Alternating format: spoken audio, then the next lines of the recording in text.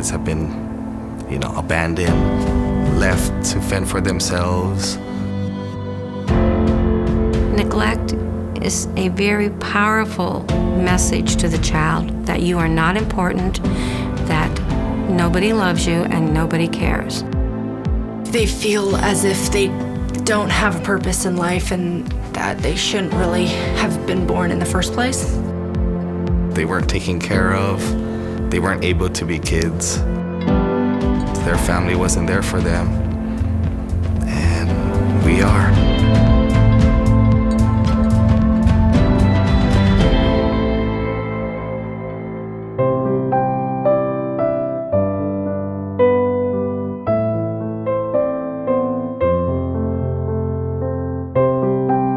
Savannah came from a family situation where there was a lot of neglect. My sister and I were home alone, and we had burglars break into the house, and I didn't have anyone but my sister, and my sister wouldn't let me come to her. And the only thing I went to is my dog. I don't think that her mom was mean. She just didn't have the capabilities to raise children. And that equated to Savannah not having clean clothes or knowing how to brush her teeth, living basically like an animal. It was hell there. When I first met her, she was 9 years old and had only been to school 180 days. She looked like a feral child. She really did not have social skills. She really did not have emotional control. My wife and I quickly realized that it was more than we could deal with. She needed intensive care and therapy and schooling and, psychiatrist counseling, one-on-one. We work really hard to create and recreate all kinds of different intervention strategies until we figure out what it is that will motivate a child so that they can be successful. And sometimes that's the first time they've been successful at doing a lot of things. I remember Gordy a lot. He used to tell me stories, read to me, and all kinds of things. I remember Susan and Son. They were my teachers the whole time I was there. She had a full psychological done when she was here, and she was diagnosed with reactive attachment disorder, as well as ADHD, anxiety, and she was also exhibiting psychotic symptoms.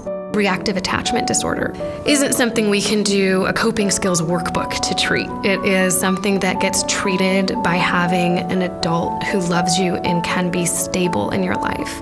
So transitioning her from residential program to a foster program was a big step.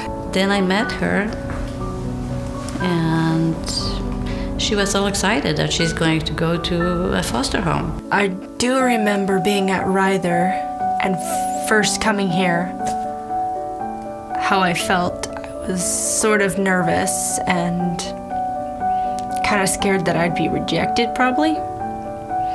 But that went away after a week of being here. Lucy's a very strong lady. She's been amazing for Savannah, and she's really set some good boundaries for Savannah, and she's gone to fight for Savannah. No, we're really lucky. She is the one who took me in and cared for me and made me feel comfortable and safe. Like I have a purpose in life and I'm wanted in the world. If Savannah didn't have the support of a therapeutic foster home with a very skilled caregiver and a very dedicated team here at Ryther, she would have bounced around the system. I see my family a lot, but they can't really take care of me. I think that her aunt and uncle provide a lot of nurturing, a lot of love. She goes there and she comes back home a renewed person, full of energy with good attitude.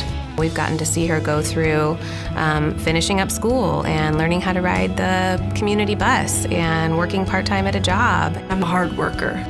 You can even ask my boss. She's like, "You're an amazing worker." she has come a long way. She's a different person now. I think one of the cool things about Savannah's case is she's done the full continuum of services available at Ryther. She's 21 and she's still with the same foster family that she moved in with when she left Ryther. They will support her and she has them forever, which is pretty amazing.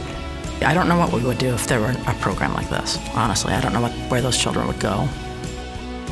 I've been to Ryther plenty of times. I've seen a whole lot there, and it's heartbreaking.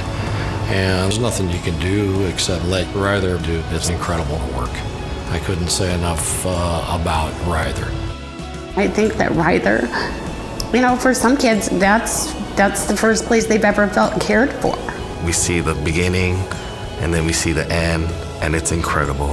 I'm happy where I am, and I feel really comfortable, and I feel like I'm wanted.